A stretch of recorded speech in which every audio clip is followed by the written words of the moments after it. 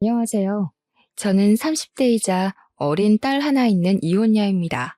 과거보다 이혼율이 높아지고 있는 요즘, 각기 다른 사연들을 볼 때면 제 이혼은 그나마 평범한 편인 건가 하는 위안을 받아요. 그럼에도 이 세상에서 아프지 않은 이혼은 하나도 없겠죠. 제 이혼도 그랬습니다. 제게는 이혼을 하는 것이 훨씬 득될 게 많은 방향이었기에 최선의 결정을 내린 거지만 그 결정을 내리기까지 마음고생 많이 했어요. 당연히 흔한 고부 갈등도 있었고 남편과의 문제도 있었죠. 흔할 것 같으면서도 한편으론 기적 같기도 했던 제 사연을 지금부터 들려드리겠습니다. 평범하게 자라서 평범하게 살 줄 알았던 제가 드라마에서나 보던 돈 많은 집에 시집을 가게 되면서 인생이 달라지기 시작했어요. 원래 저랑 남편은 학원 강사랑 학생 사이로 만났습니다. 제가 영어 강사고 남편이 당시 토익을 준비하는 학생이었어요. 남편은 저랑 동갑이었는데 우리 학생들 중에서도 남편이 다소 나이가 있는 편에 속해 있어서 저는 더 좋게 보았습니다. 뒤늦은 나이에도 본인의 커리어에 도전하는 남편에게 용기를 주고 싶기도 했었어요. 그래서 남편에게는 항상 궁금한 거 있으면 부담 없이 찾아오라는 말을 꼭 해줬습니다. 남편은 정말 적극적으로 저를 찾아왔었어요. 수업이 없는 날에도 찾아왔었는데 저는 그게 정말로 자격증에 관한 일 때문인 줄 알았습니다.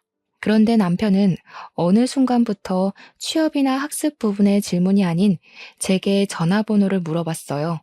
당연히 처음에는 관심 없다고 좋게 거절을 했지만 남편의 꾸준한 마음에 흔들려서 얼떨결에 사귀게 되었습니다. 그 인연으로 본의 아니게 결혼까지 하게 되었죠.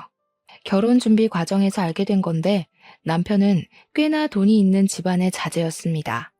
그건 결혼하기 전 남편 집에 인사를 하러 갔다가 알게 되었어요.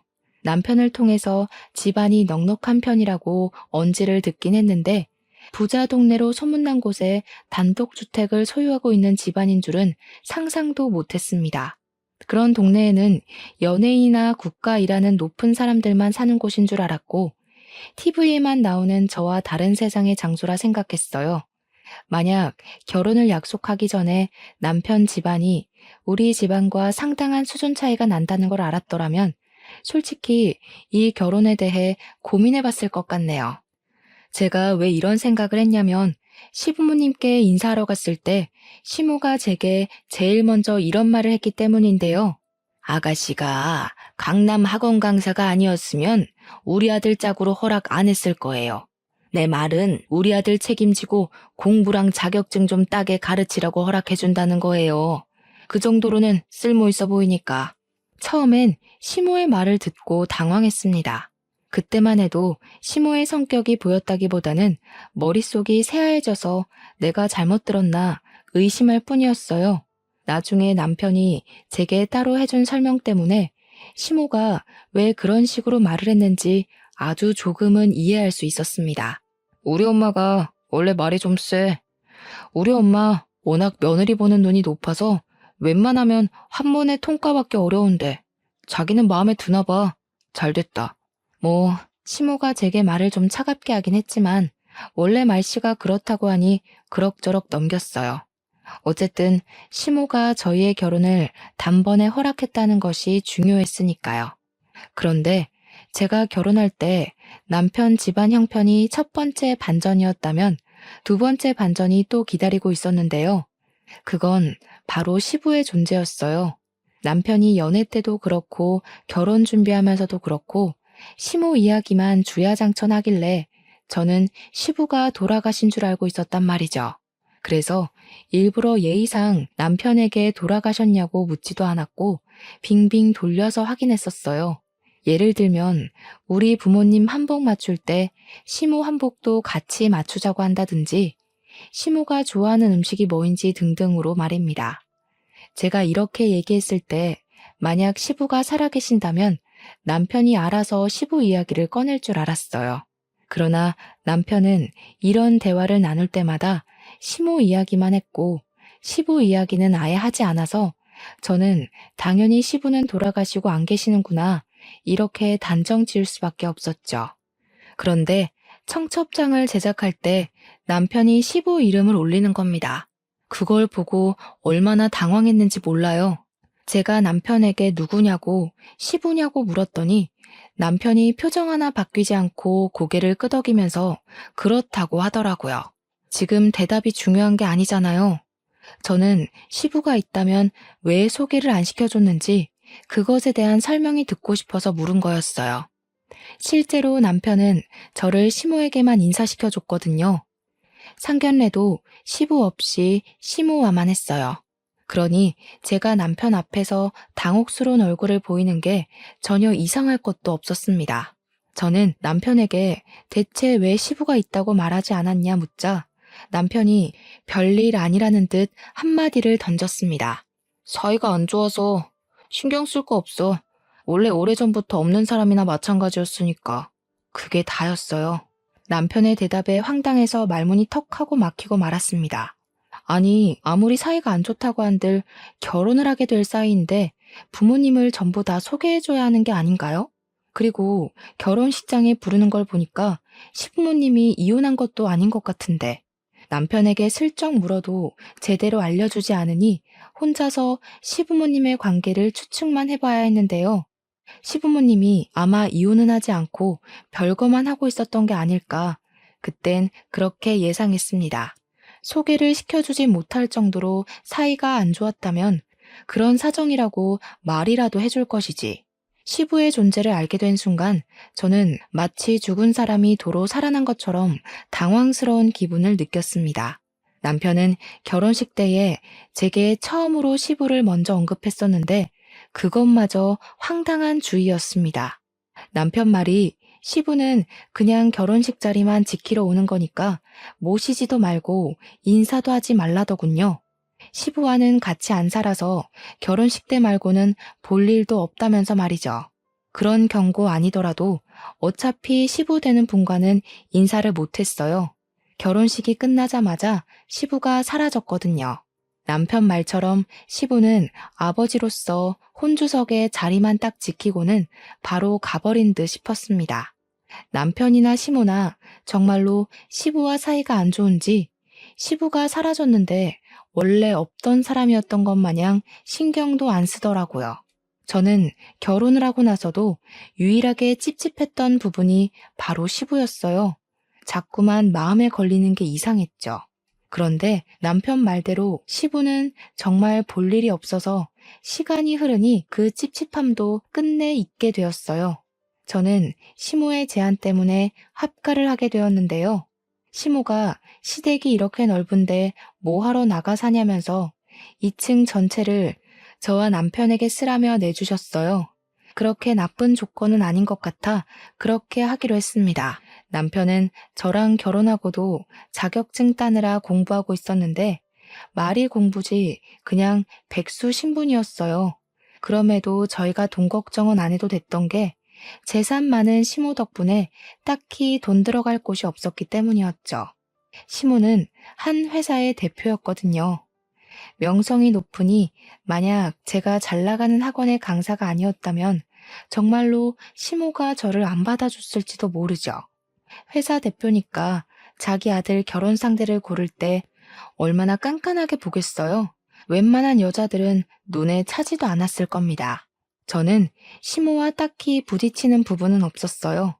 시모의 말투가 차가운 것만 아니면 제가 시모에 대해 불만 품을 일이 없었습니다. 그런데 어느 날부터 저희 관계가 좀 이상하게 틀어졌어요. 그게 언제부터였냐면 제가 학원 쉬는 날이었는데요. 시모가 외출하고 남편도 약속이 있다고 외출해서 집엔 저 혼자 있을 때였어요.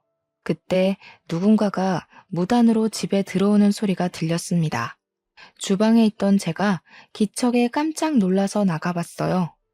도둑인가 강도인가 떨리는 심장을 부여잡고 마주한 사람은 뜻밖의 인물이었는데요. 다름 아닌 결혼식 때 보고 한 번도 본 적 없던 시부인 겁니다. 시부를 다시 만나게 된 건 제가 남편과 결혼한 지 4개월이 되던 해였습니다. 아, 새아가 있었니?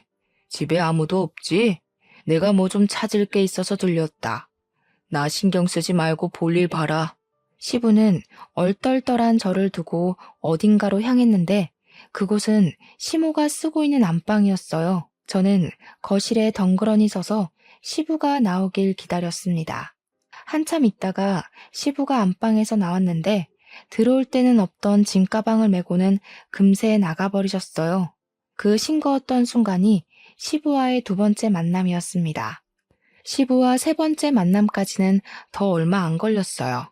시부가 집에 왔다 간 지 몇 시간이 지나지 않아서 시부한테 전화가 왔는데요. 전화를 받았더니 시부가 제 학원을 알아서 명함을 보곤 연락하게 됐다더군요. 세아가, 내가 부탁할 게 있는데 조금 전에 집에 들렀다가 작은 가방 하나를 흘린 것 같거든.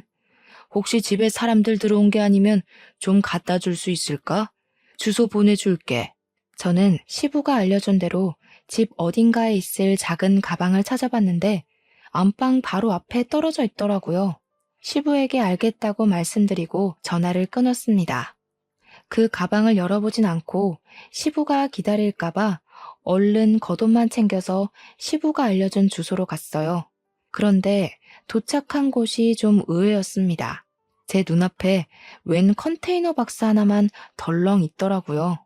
그 앞에서 시부가 고물 같은 걸 조립하고 있었는데 순간 이게 이해 안 되는 모습이라서 당황했습니다. 물론 시부가 집에 찾아왔을 때도 부자인 시모와 상반되는 복장이라 조금 의아했었어요. 근데 그건 그냥 복장만 그렇다고 생각했지 시부의 현재 형편마저 어려울 줄은 그때 처음 알았습니다.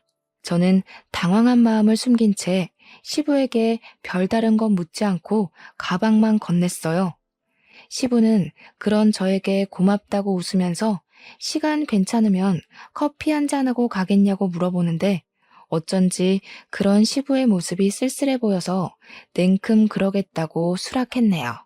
제일 궁금한 집안 이야기는 시부가 꺼내지 않는 이상 제가 먼저 할 수가 없어서 그저 시부의 관심사인 고물 조립하는 이야기만 잔뜩 나누고는 집으로 돌아왔습니다. 그 잠깐 나갔다 온 사이에 시모랑 남편이 어느새 먼저 집에 와 있더라고요.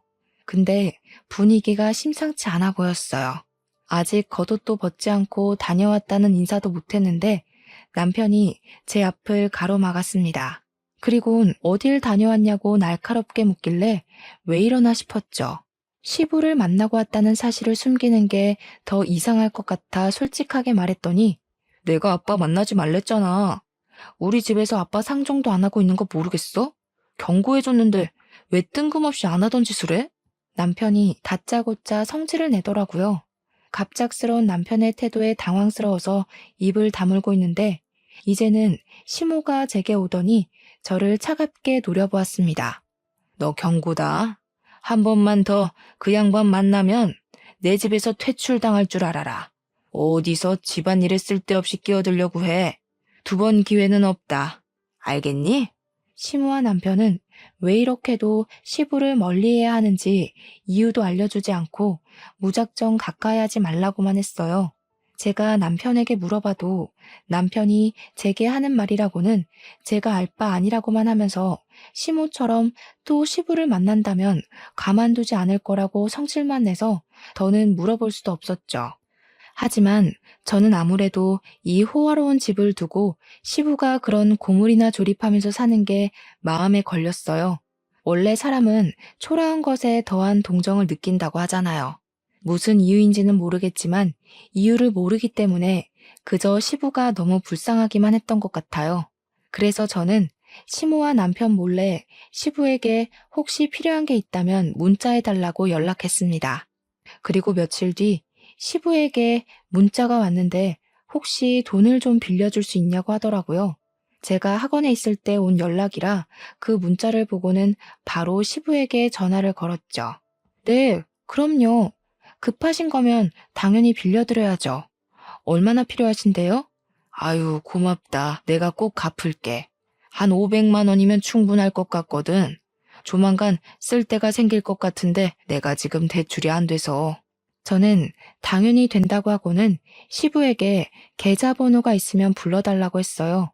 제가 시부에게 이렇게나 마음이 쓰였던 건 가족들에게 미움을 받는 모습이 안타까워서도 있지만 한편으론 어릴 적 가난하게 살다가 돌아가신 아빠 생각이 나서였죠. 저희 아빠가 원래부터 가난했던 건 아니었고 시부모님 집안처럼 잘 살았었는데 누군지 모를 사람이 아빠 회사에 없는 비리를 누명 씌우는 바람에 회사가 부도나서 반 거지처럼 사시다 그대로 돌아가셨거든요. 그 당시에 엄마가 진짜 힘들어 했었는데 엄마도 제가 있어서 겨우 버텼다고 하셨죠. 어쨌든 저는 그렇게 틈틈이 시부를 도왔어요. 이미 시부 심부름을 한 번 했다고 시모와 남편과 사이가 조금 틀어져 있었기에 그들에겐 더 철저하게 시부와 연락하고 있다는 사실을 숨겼습니다. 그러던 중 제가 임신하게 된 거예요. 시부일 때문에 저와 사이가 조금 멀어져 있던 두 사람과 단번에 안 좋았던 감정이 풀리게 되었죠. 임신 소식에 이렇게 식구들이 좋아하는 모습을 보니 문득 또 시부가 생각이 났습니다. 저는 딸을 출산한 후 식구들 몰래 시부에게 사진을 찍어서 보내줬어요. 시부가 너무 예쁘다면서 보고 싶다고 하더군요. 데려오라는 말씀을 안 하셨지만 저도 시부에게 제 딸을 보여드리고 싶었습니다. 그래서 저는 큰맘 먹고 쉬는 날 딸을 데리고 시부에게 찾아갔죠. 시부는 저와 딸을 보고는 뭐하러 여기까지 왔냐고 했으나 이미 사부의 얼굴에는 한박웃음 꽃이 피어 있었습니다. 제 딸에게서 눈을 떼지 못하는 시부는 조심스레 딸을 만지려다가 자신의 더러운 손을 보더니 황급히 손을 씻고 옷까지 깨끗한 옷으로 갈아입고 오셨어요. 시부의 설렘이 제게도 느껴져서 그런 시부가 귀여워 보였답니다. 시부는 손녀를 안으면서 한시도 눈을 떼지 못하시더니 갑자기 눈물을 보였어요. 제가 덩달아 놀랐는데요. 고맙다, 새아가. 내가 이렇게 손녀를 보니까 괜히 힘이 나네. 그래도 이제는 찾아오지 마라. 혹시 꼬리라도 밟히면 식구들이 가만히 있지 않을 거야. 시부는 자기 때문에 제가 집에서 어느 정도 질타를 받을 거라는 걸 예상하는 것 같았어요. 저는 그제야 시부에게 대체 무슨 일이 있는 거냐고 물어봤지만 시부는 나중에 다 알려주겠다고만 했습니다. 결국 저는 또 이 가족 간의 심각한 문제를 알지 못한 채 귀가해야 했어요. 그런데 문제는 지금 당장의 제 처지였습니다. 저는 집에 들어서자마자 소금 폭탄을 맞게 되었죠. 제가 딸을 안고 있었는데 딸에게도 소금이 들이부어져 깜짝 놀랐어요. 제 눈 따가운 건 느낄 새도 없이 얼른 딸을 살피기 바빴죠. 건방진년이 하지 말라는 짓을 자꾸 하네. 내가 지난번에 너무 시시하게 넘겼지? 나 분명 말했다. 2번 기회는 없다고? 무슨 소리 하시는 거예요? 대체 왜 이러시는 건데요? 아무리 감정 상하셔도 그렇지 아기한테까지 소금을 들이부으시면 어떡해요? 사람 경고를 무시했으면 그만한 대가를 맞아야지. 네가 언제 한번 그 양반 더 안 만나나 했다. 너 이 집에서 나가라. 네가 뭘 잘못했는지 알기 전까진 내 집에 들어오지 마. 시모는 제게서 애를 빼앗아갔고 남편은 혼자가 된 저를 그대로 집 밖으로 쫓아내 버렸습니다. 아무래도 시모가 남편에게 제 뒤를 밟으라고 시켜서 그동안 남편이 제 뒤를 밟고 있었던 것 같았어요. 대문 밖으로 쫓겨난 저는 억울해서 문을 두들겼지만 끝내 문은 열리지 않았어요. 결국 저는 대문 앞에서 새벽 내내 벌벌 떨다가 아침이 되어서 집으로 들어갈 수 있었습니다. 그것도 시모가 출근해야 하니까 문이 열리는 덕에 들어갈 수 있었죠. 그날로 저는 남편과 각방을 썼는데요. 정말 소름 돋게도 남편은 시모와 같은 방을 썼습니다. 다 큰 성인 남자가 엄마랑 같은 침대에서 잠을 자다니 좀 징그럽고 소름이 돋더군요. 아무튼 밥도 시모랑 남편 둘이서만 먹고 치우고는 이 집에서 완전히 저를 없는 사람 취급했어요. 둘은 마치 영혼의 단짝처럼 저를 따돌리고 있었습니다. 유치한 행동에 어처구니가 없던 저는 남편에게 어떻게 다 큰 성인이 엄마랑 같이 자냐고 따져 물었지만 그럴 때마다 남편이 시모에게 고자질하는 바람에 시모가 제게 와서 다시 따지는 레퍼토리가 계속해서 반복되었어요. 저와 남편의 사이는 멀어질 거리도 없는 줄 알았는데 시모 문제 때문에 그보다 더 멀어지게 됐습니다. 저는 마지막 카드로 남편에게 내가 집을 마련할 테니 분가하자는 말을 던졌어요. 제정신이냐? 내가 수백억 두고 뭐하러 너랑 나가서 살아. 난 죽을 때까지 엄마 못 떠나. 우리 엄마랑 같이 지내는 게 그렇게 못 견디겠으면 차라리 이혼해. 알고 보니 남편은 시모가 가진 재산 때문에 시모 말이면 별도 달도 전부 따다 줄 것처럼 복종적인 사람이었어요. 재산도 어느 정도면 모르겠는데 수백억이라고 하니까 남편이 그 재산을 오로지 받으려고 시부까지 버린 거라고 하더군요. 어떻게 돈 때문에 아버님까지 버릴 수가 있어? 이혼? 말이 쉽다. 이럴 거면 나랑 왜 결혼했니? 평생 엄마 뒷바라지나 하면서 돈이나 받아 처먹을 것이지. 나도 욕구는 풀어야 할 거 아니야. 평범하게 살다 죽을 팔자 구제해줬더니 배딱지가 불렀냐? 왜 갑자기 분가하자고 난리야? 저는 남편의 말에 기가 막혀서 그 자리에서 남편 뺨따기를 날렸습니다. 그런데 재수가 없어도 이렇게 없을 수가 있는지 하필 그 타이밍에 저희 방에 무단 침입한 시모가 제가 남편의 뺨을 치는 걸 보게 되었어요. 시모는 눈알이 튀어나올 듯이 놀라면서 바로 저에게 달려들어 제 머리채를 잡았죠. 이 인연이 감히 내 귀한 아들을 이혼 소리 잘 나왔네. 당장 내 집에서 나가. 내가 너 같은 평민을 집에 들이는 게 아니었는데 아주 큰 실수를 했어. 짐 챙겨서 따로 보내줄 테니까 당장 꺼져. 저는 또다시 그들에게서 그대로 쫓겨났습니다. 솔직히 남편과 이혼하면 그만이지만 그 사람들이 제 딸을 빼앗아가서 이대로 돌아설 순 없었어요. 절대 그들이 제 딸을 키우게 두고 볼 순 없었죠. 결국 저는 친정에 가서 며칠을 울며 머물게 되었는데 그러는 동안에도 시댁에서는 계속 이혼 합의서와 협박 문자가 날라왔어요. 문자 내용 중에 빨리 도장 안 찍으면 평생 딸을 보여주지 않겠다는 소리에 결국 울며 겨자 먹기로 도장을 찍으려는데 때마침 시부가 친정을 찾아왔습니다. 좀 당황스러웠어요. 시부랑 저희 친정이랑 이렇게 사적인 만남을 가질 건더기가 없어서 시부의 등장은 무척 뜬금없었습니다. 저는 너무 놀라서 제대로 된 인사를 못 드렸어요. 그저 시부에게 저희 친정집을 어떻게 알고 찾아왔냐고만 물었습니다. 그러더니 친정엄마가 시부를 보고 아는 체를 하면서 대접하는 모습에 더 많이 얼떨떨해졌죠. 뭐야 엄마? 아버님이랑 아는 사이야? 두 분 무슨 사이세요? 엄마가 기회가 안 돼서 말을 못했어. 사실 사돈어른이랑 니네 아빠랑 동창이야. 아빠가 옛날에 회사 했었다고 했지? 그거 사돈어른이랑 동업으로 일군 회사였어.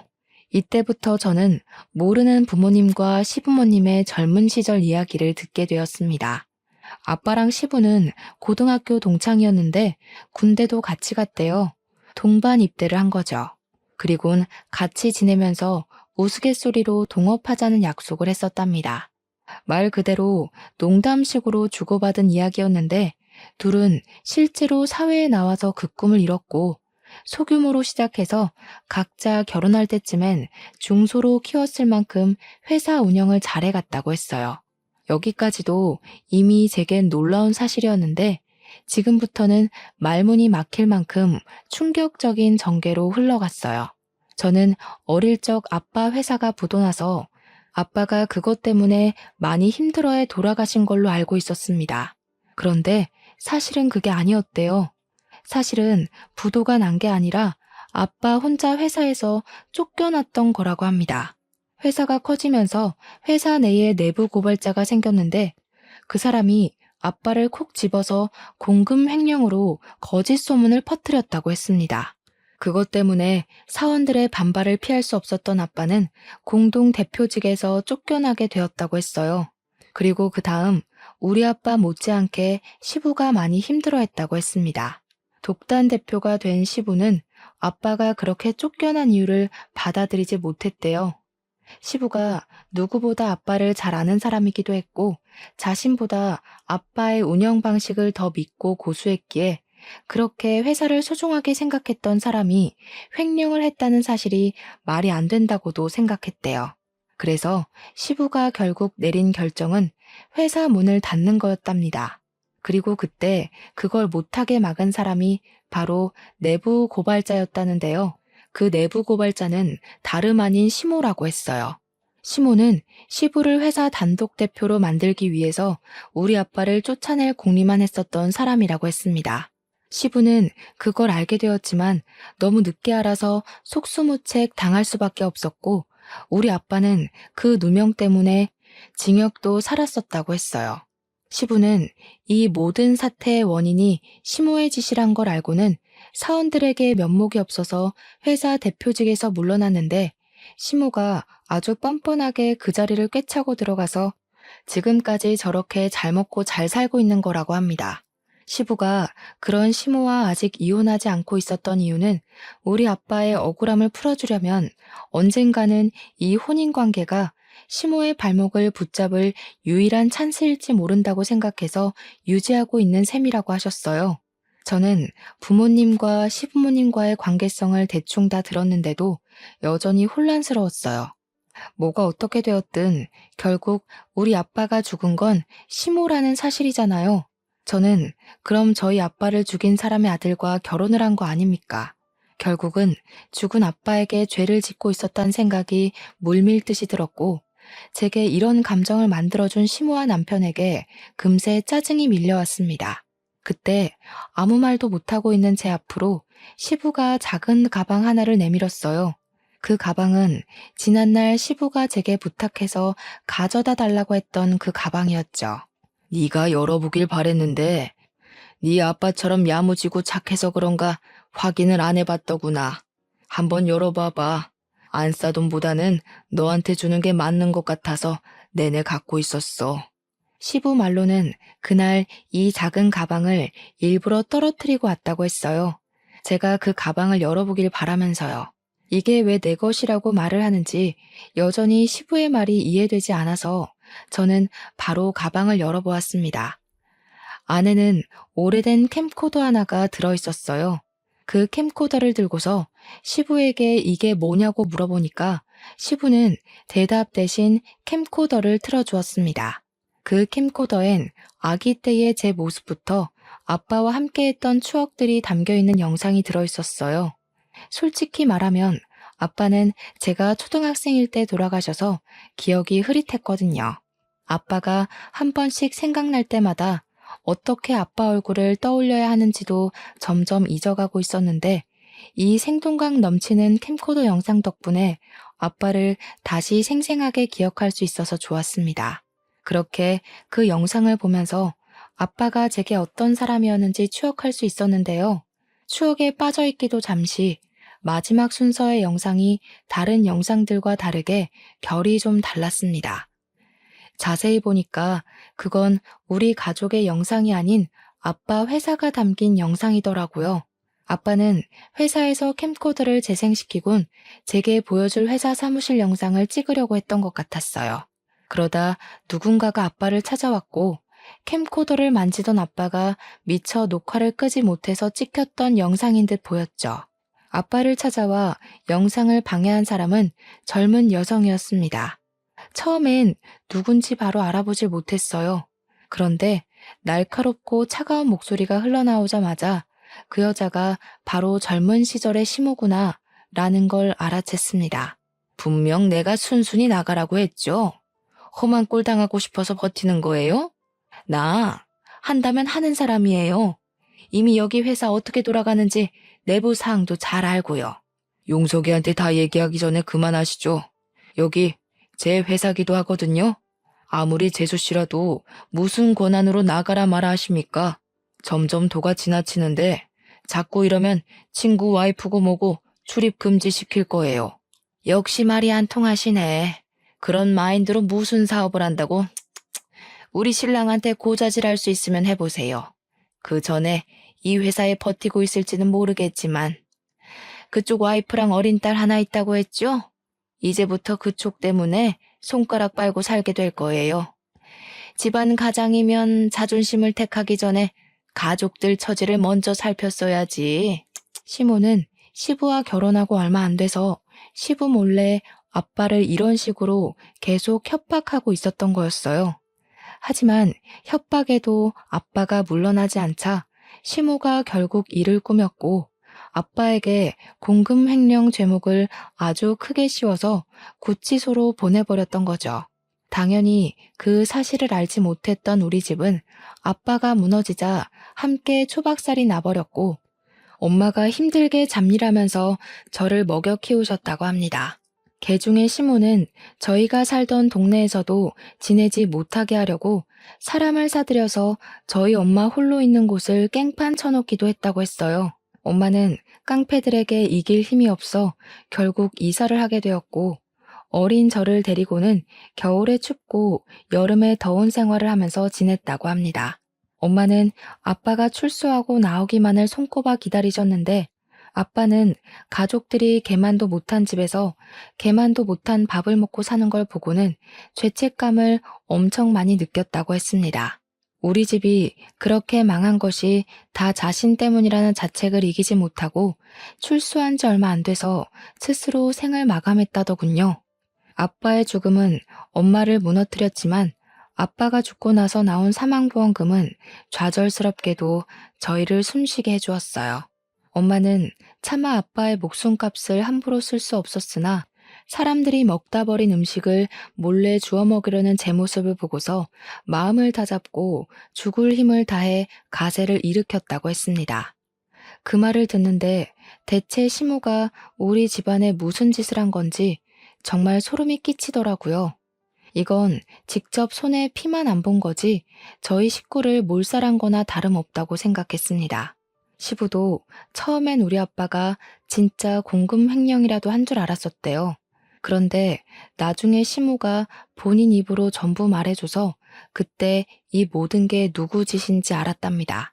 시부는 모든 걸 바로잡으려고 했으나 아빠가 시모의 계략 때문에 현생을 떠났다는 소식을 듣는 바람에 차마 엄마와 저를 찾아올 면목이 없어서 세상을 배회하기만 하고 살았대요.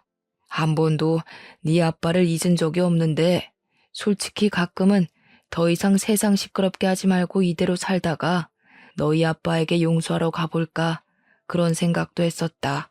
그런데 갑자기 내 아들이 결혼을 한다고 찾아왔더라. 아들이 청첩장을 던져주면서 혼주성만 지키고 바로 가라더라고.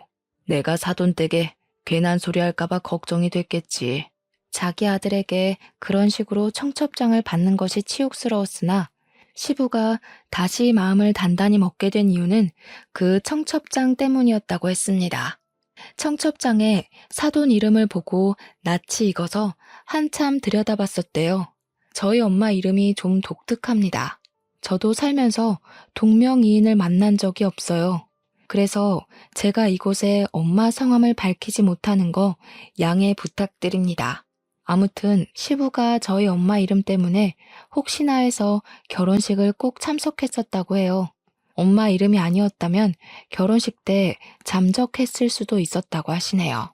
그렇게 결혼식을 찾아온 시부는 식장에서 엄마를 만났다고 했습니다.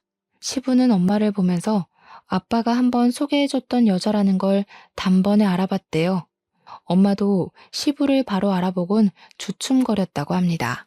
두 분은 모든 사람 몰래 연락처를 교환했고 결혼식이 끝나고도 저 몰래 연통하면서 주기적인 만남을 가졌답니다. 만나서는 시모를 망가뜨리려는 계획을 비밀리에 준비하기 시작했다네요. 그래서 시부가 결혼식 이후 4개월 만에 시댁에 나타난 것이 슬슬 복수를 실현시키기 위해서였다고 했습니다. 시부는 제게 빌려갔던 500만 원도 복수를 위해 사용했다고 했어요. 몇십 년 만에 다시 회사 대표처럼 빼고 광내서 본인의 회사를 찾아갔다고 했어요. 자기가 대표로 있을 때는 젊었던 사원들이 어느새 나이가 들어서 대부분 간부 자리까지 승진해 있었다더라고요. 그분들은 고맙게도 시부를 잊지 않고 있었고 시부의 등장으로 그날 저녁에 몰래 만남을 가졌다고 했습니다.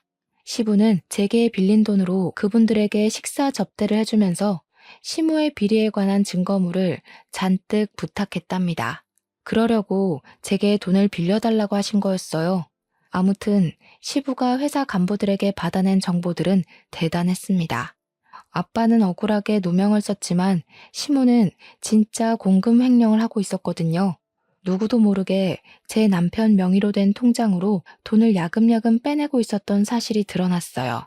그뿐만이 아니라 간부 직원들이 시모의 성과를 버티기 어려웠는지 시모의 횡포를 추가로 고발해주는 덕에 시모를 고소하기 위한 증거를 모으기는 식은 죽 먹기였다고 했습니다.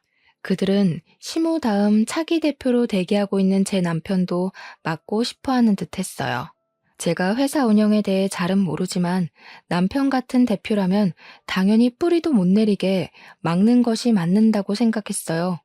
아무튼 시부는 받은 증거물을 가지고 바로 시모를 소송했습니다.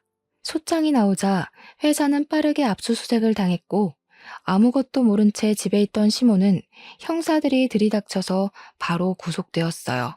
저는 그 소식을 시부에게 뒤늦게 전달받고서 빼앗긴 제 딸이 걱정돼서 급하게 시댁으로 갔습니다.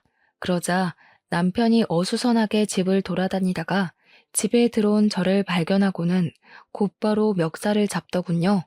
네가 우리 엄마 깜빵 보냈지? 제정신이냐? 반항도 정도껏 해야지. 감히 시어머니 되는 사람을 깜빵에 보내?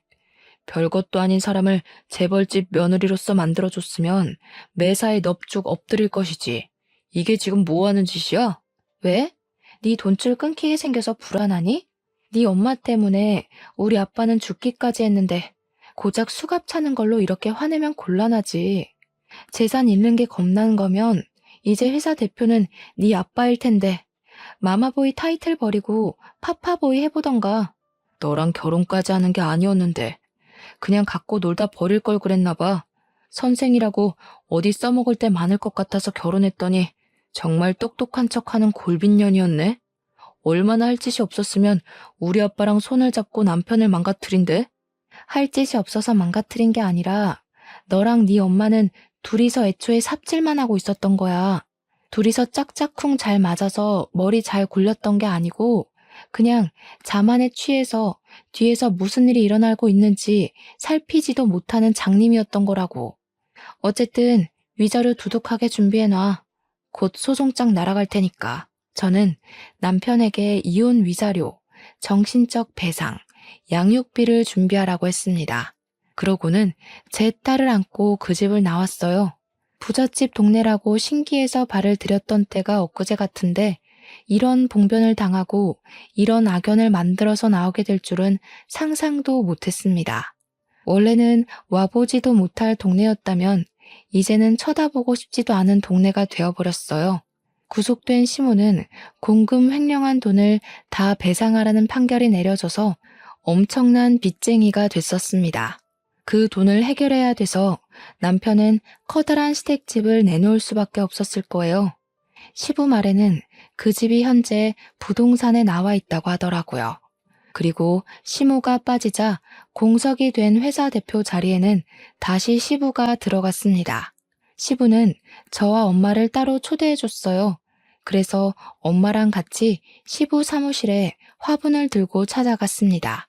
시부 사무실 안에는 아빠랑 같이 회사를 키우면서 수상했던 각종 상이나 해외 출장 사진 등이 걸려 있었어요.